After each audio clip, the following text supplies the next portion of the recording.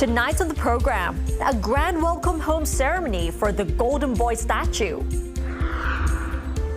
And a special interview with the Australian ambassador to Thailand, Angela McDonald. Swadika, I'm Nad Bunag and welcome to This Week with Thai PBS World. In the world of antiquities, a huge event took place earlier this week, which is the return of the Golden Boy and the Kneeling Lady statues to Thailand after being kept in the U.S. for over 35 years. Our reporter Warisara Sahan was at the ceremony at the National Museum held to welcome the return of the two artifacts.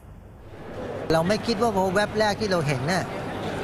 ท่านจะมีความสวยหรือว่ามีความงามทางศิลปะขนาดนี้แล้วพอเห็นก็รู้เลยว่าทำไมเขาถึงเรียกว่าโกลเด้นบอยเป็นของที่ควรค่าแก่การรอคอยของชาวไทยทั้งประเทศ A 900-year-old gilt bronze statues of the Hindu god Shiva and another statue of a kneeling lady with her hands raised over the head are now on display at the National Museum in Bangkok. From Thailand to New York and back again, today is an important moment, not just for historian, but for the nation as a whole. These two invaluable artifacts were found back in 1974 by two villagers in Rahan Sai district of Buriram province. They sold it to collectors for 1.2 million baht. The two artifacts were then smuggled to the U.S. illegally since 1988. They had been kept at the Metropolitan Museum of Art, or the Met in New York. The Met later discovered a connection between the statues and art collector Douglas Lushford, who was indicted for illegal trading of antiques in 2019. In December last year, the Met agreed to send both statues back to Thailand, along with another 14 artifacts to Cambodia. The two statues arrived in Thailand on May 20th, and the handover ceremony was held on May 21st at the National Museum. เป็นที่ยอมรับว่าเป็นโบราณวัตถุชิ้นเยี่ยมที่มีคุณค่าระดับโลกอีกทั้งการส่งมอบโบราณวัตถุทั้งสองรายการนี้กลับคืนให้สู่ประเทศไทยแสดงให้เห็นว่าพิพิธภัณฑ์ศิลปะเมโทรโพลิแทนสหรัฐอเมริกาเล็งเห็นถึงความสำคัญของที่มาอันถูกต้องของโบราณวัตถุในครอบครองและมิตรไมตรีที่มีอย่างยาวนานของไทยและสหรัฐอเมริกาPhnom Penh,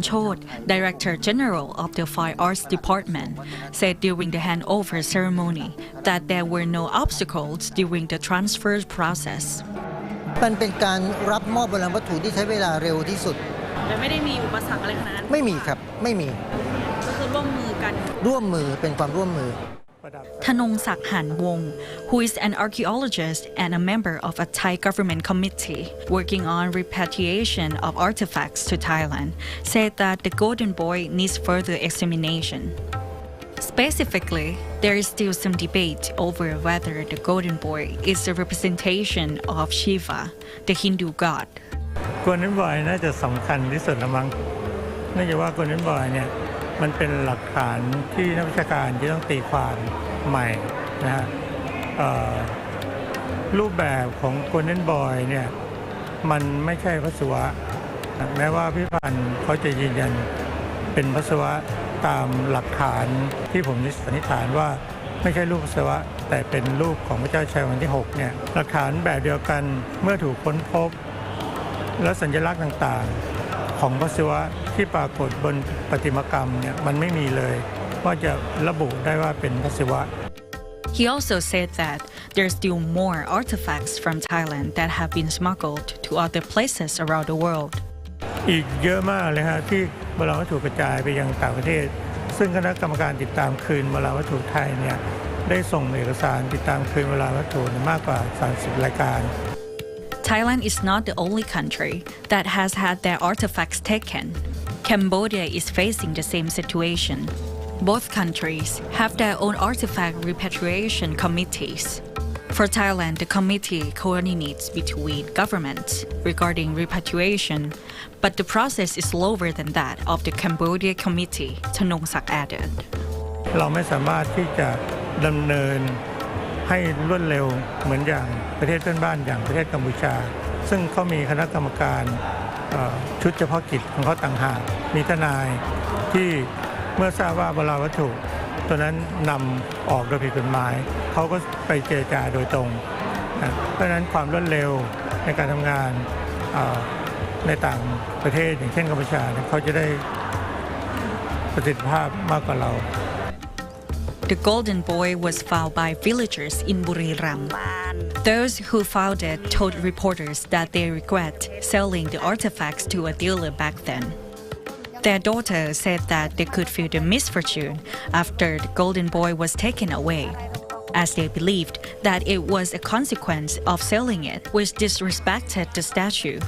She wished that the golden boy could be brought back to where it was in Lahansai district of Buriram, so the villagers can arrange a ceremony of apology to the statue.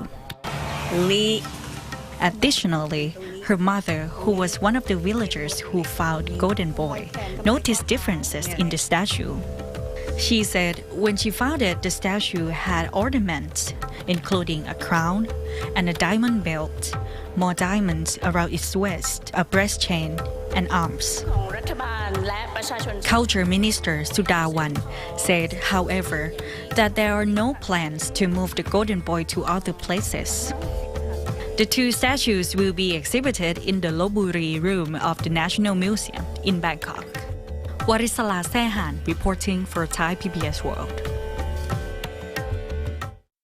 And that was a huge event indeed. While the Labor Ministry plans to increase the daily minimum wage to 400 baht nationwide by this October, chambers of commerce and trade associations are voicing concern over inflation and the potential impact of the economy. Frank Han-Shi has more details. Thai government is struggling to revitalize the economy by implementing various policies. Raising the daily minimum wage to 400 baht to help lift domestic consumption is one such. While the government vows to deliver this policy by October this year, several organizations have voiced concern over inflation and other potentially negative impacts.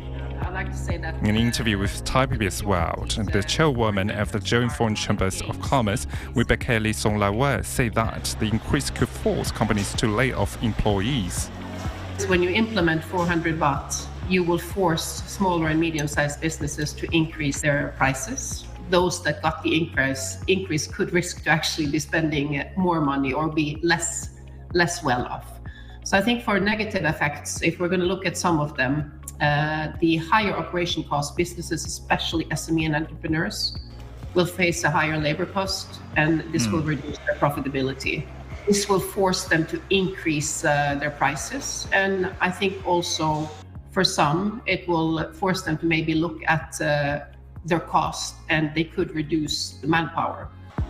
Rebecca emphasized that the majority of chambers are not against the policy, but the minimum wage needs to be increased gradually. As SMEs in poorer provinces cannot absorb the increase, some might close their companies eventually. If we're looking at the wage increase, I think it's very important to look at what we argue nationwide. We cannot go nationwide on this because if we go nationwide on the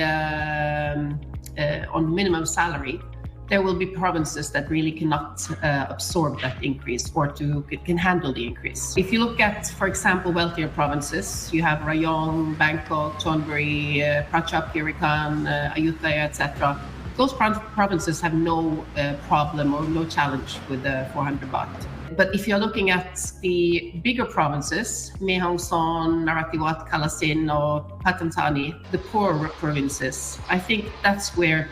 we will have a challenge because you're looking at the increase of 21%.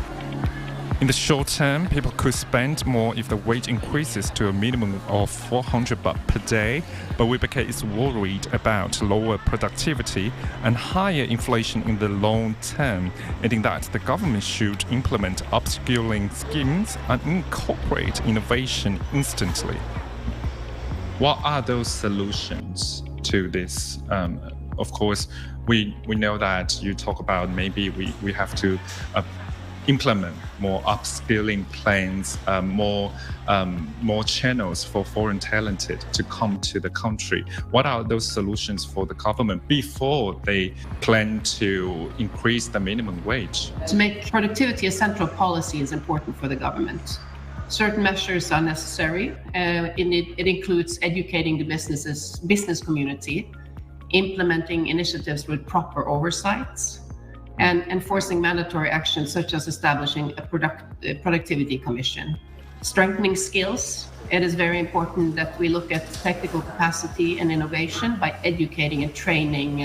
grants of high subsidies so that the new technology process can be used. Workforce speaks for itself. We need to reskill, upskill, and make sure that we look at skill parallel with innovation.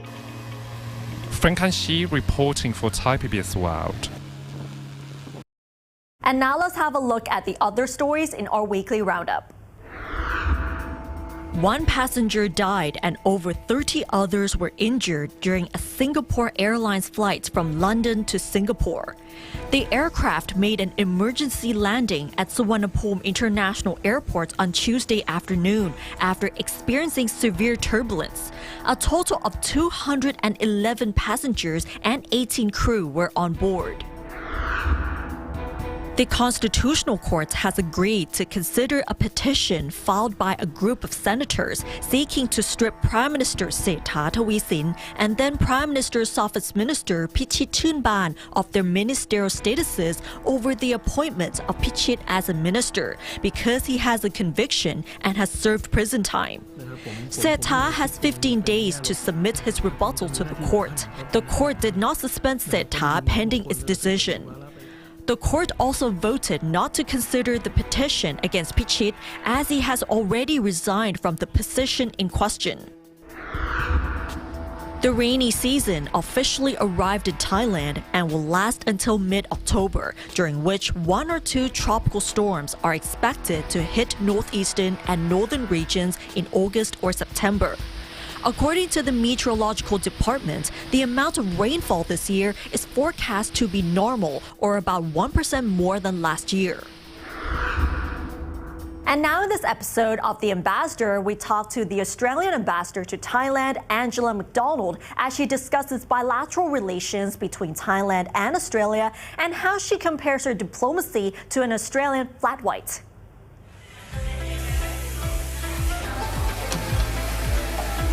So I assume that this is one of your favorite coffee spots here in Bangkok, right? It is, it is. I love Thai food, of course. Most Australians do, but I'm not so great at it for breakfast time. So for brunch or breakfast on a weekend, I often come here and have a flat white, some good brekkie, as we would say in Australia. Right. So we just ordered flat white, and normally flat white has 3 layers, so coffee, milk, and milk foam. So how would you describe the 3 layers to your work or your diplomacy? Such an interesting question. I haven't thought of it like that before, but it's an appropriate question given we're here with our coffee. I'd say probably 1 layer is Australia, 1 layer is Thailand, and then the 3rd layer is people. And so much of what we do in diplomacy is making connections between people, helping understand Thailand and Thai culture through its people and conveying that to Australia, representing the Australian people here. So I think that mix of those 3 is probably my closest analogy to the flat white. Recently, Prime Minister Sethar was at the ASEAN-Australia Summit. So how will this foster the relationship between Thailand and Australia in terms of trade? We were really pleased to welcome him to Melbourne. This year is the 50th anniversary of Australia being the first dialogue partner of ASEAN. So this was a commemorative summit with all of the leaders of the Southeast Asian countries in Melbourne. And as part of that, there was a lot of talk and reinvigoration of the trade and economic relationship. Our Prime Minister has picked up some recommendations from Southeast Asia Economic Engagement Strategy that was presented to him by Nicholas Moore, Australia's Special Envoy for Investment in Southeast Asia. And so made some announcements about increasing investment, for example, a $2 billion fund for Southeast Asia infrastructure, which will be a mix of loans and grants and insurance. So not perhaps what we had done 30 years ago. People might remember the Thai-Laos Friendship Bridge, which just turned 30. I was just up in Nong Khai for the 30th anniversary, and that's the first connection along the Mekong River, and Australia funded that bridge back then to the tune of about 42 million Australian dollars and helped build that first bridge across the river. So 30 years ago, that was the sort of economic investment in Southeast Asia. Today, it's a little bit different. It's often about expertise, capacity building, services, and this sort of investment facility. So there's that trade between our countries, which is really important. But there's a lot more sort of economic integration that we can talk about. So the Australian FinTech Association just signed an MOU with its Thai counterpart a couple of weeks ago, looking at really innovative finance mechanisms, and Bangkok is of course a real hub for tech startups, and so it was linking those businesses with Australian businesses so that they can become slightly more than startups and really embed themselves in the economy. So it's a real evolution in how we can think about trade and economic integration between our countries. Are there any other sectors that you want to focus more? I would like to mention the defence relationship. Of course, many people may know that His Majesty studied in Australia. He went to military college in Duntroon in the early 1970s, and I know it was 1972, and this year is our 72nd year of our diplomatic relations, and of course an auspicious year in terms of His Majesty's 72nd birthday. It's an important reminder of our military relationship and the military training that we have, including Thais who continue to train in Australia every year and go to staff college and other military training colleges. So both in training, in exercises, and in working together, that's a really important part of the relationship. We will host this year with Thailand, as we do every 2 years, exercise Jirap Jabaru, which is a peacekeeping training exercise. So Thailand, Australia and other countries working to make sure we can operate together. What do you think has been the biggest accomplishment in terms of the bilateral relations between the two countries? I think we signed quite early, not me personally, but quite early in my time here, our foreign ministers signed the joint plan of action under our strategic partnership, and that brought together a lot of activities that were going along across all these different lines of effort and really provided a framework for us to focus on our future collaboration. So in an architecture sense, as we sometimes say in diplomacy, the framework of the relationship, that was really important, as is our strategic economic cooperation arrangement. But I think it's the day-to-day interactions, the growth of student numbers of Thais coming to Australia, tourists coming here. Those day-to-day collaborations are the ones that are really meaningful. And now in this episode of Home Away, a Thai expat who has called Phnom Penh home for almost 20 years. Having witnessed ups and downs of Thai-Cambodian relations, she shares her experiences in Cambodia, offers travel tips, and provides some insightful advice on how to avoid unintentionally offending our neighbors. This restaurant is quite famous among Thai food lovers in Phnom Penh. Patrapon Warasin, or Yai Moon, has been working here since she moved to Phnom Penh not long after the anti-Thai riots in 2003. เมื่อก่อนนะจะทุกอย่างถนนหนทางอะไรก็ไม่ดียายมาหลังเผาสถานทูตหน่อยเดียวเองแล้วเรากลัวไหมอ่ะเอาเมื่อหลังจากนั้นแล้วมันก็ไม่น่ากลัวเท่าไหร่แต่ก็ยังน่ากลัวกว่าแต่ถ้ามาเทียบตอนนี้ดีมากตอนนี้ดีมากดีขึ้นกี่เปอร์เซ็นต์โอ้โห70กว่าเลยล่ะ Like other neighbors, Thailand and Cambodia have a roller coaster relationship.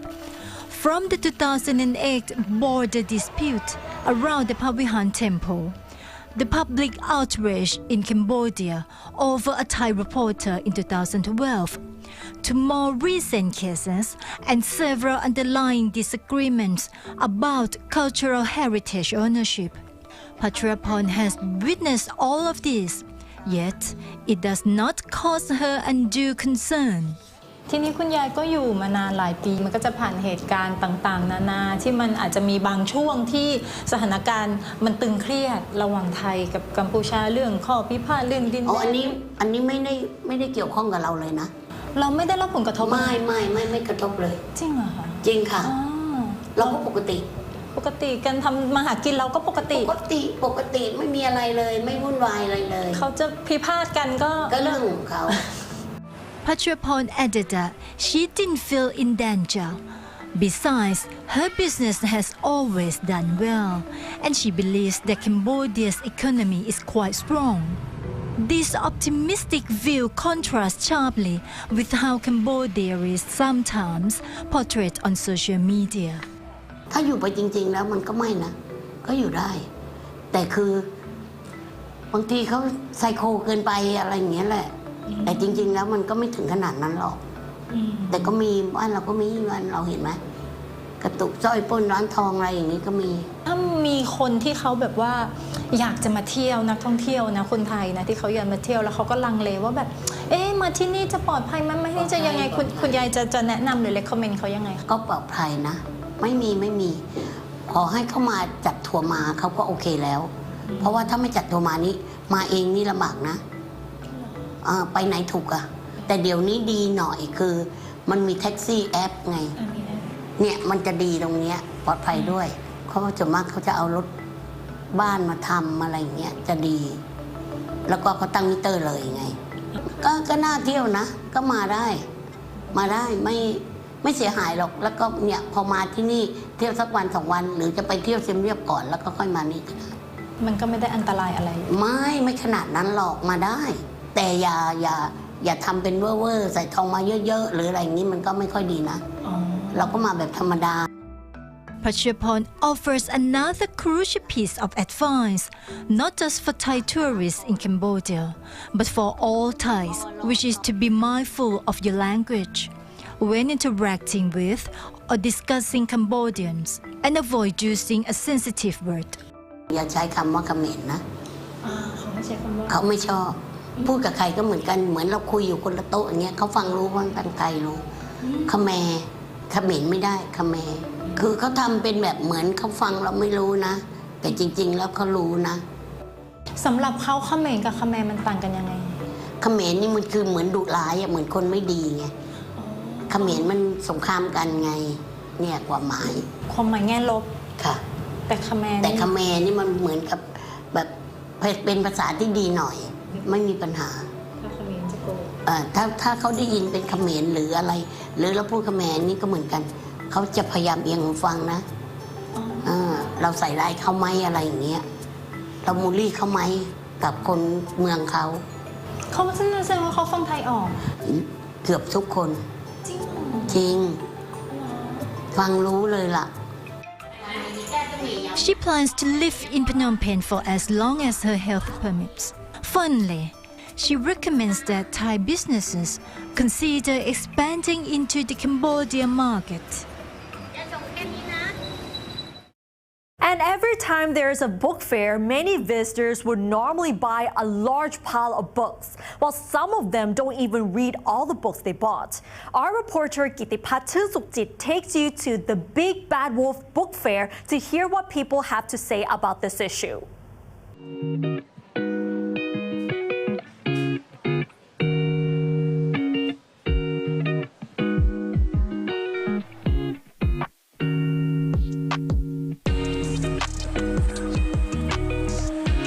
This is an era where most of people spend less time reading the book, but whenever there's a book fair, there's still a lot of visitors, and many of them bought a pile of books. So, do they read it? How do they manage their time reading all the books they bought? A unique trend has emerged among book lovers, a phenomenon widely known as the to-be-read pile or TBR dilemma. This refers to the growing number of individuals who passionately purchase books with the intention to read them, yet these volumes often remain untouched, gathering dust on shelves. Thai PBS World talked to people who visited the Big Bad Wolf Book Fair about their TBRs. ก็มีบ้างครับ ที่บางทีแบบซื้อเผื่อไว้กลัวว่าบางทีอาจจะไม่เจอหนังสือเล่มนั้นแล้วก็ซื้อเก็บไว้บางทีลืมไปเลยก็มีนะครับว่าเราเคยมีหนังสือเล่มนี้แต่ถ้าเกิดเป็นหนังสือประเภทที่เราสนใจเนี่ยก็จะรีบอ่านเลยเพราะว่ากลัวว่าอยากพยายามติดตามเนื้อหาได้เร็วที่สุดนะครับถามว่ารู้สึกยังไงก็เป็นเรื่องปกติครับยิ่งคนชอบอ่านเนี่ยการดองผมมองว่าเป็นเรื่องปกติอยู่แล้วมันไม่ใช่แค่เรื่องหนังสือเรื่องเดียว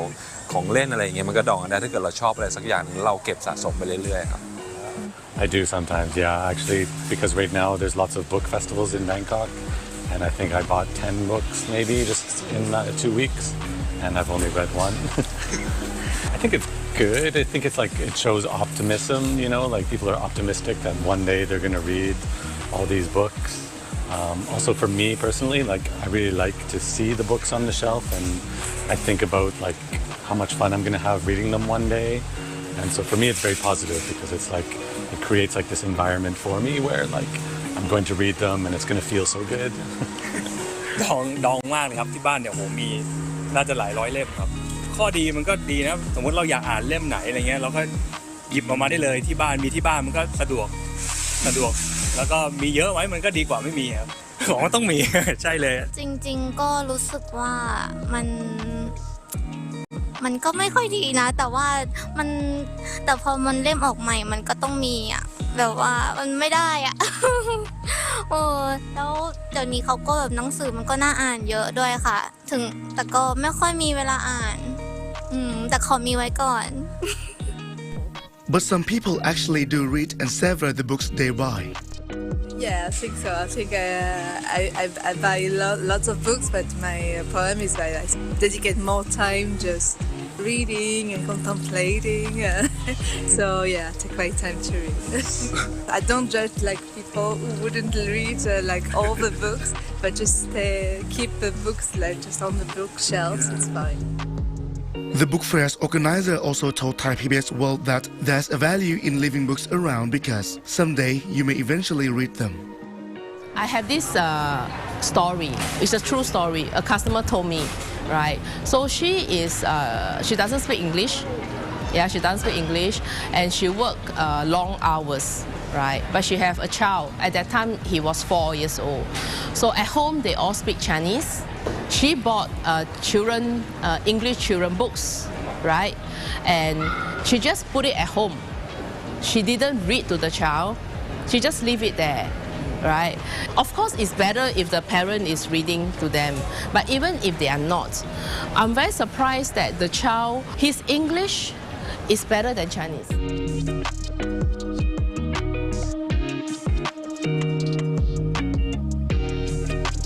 Kittipat Sukhjit, reporting for Thai PBS World.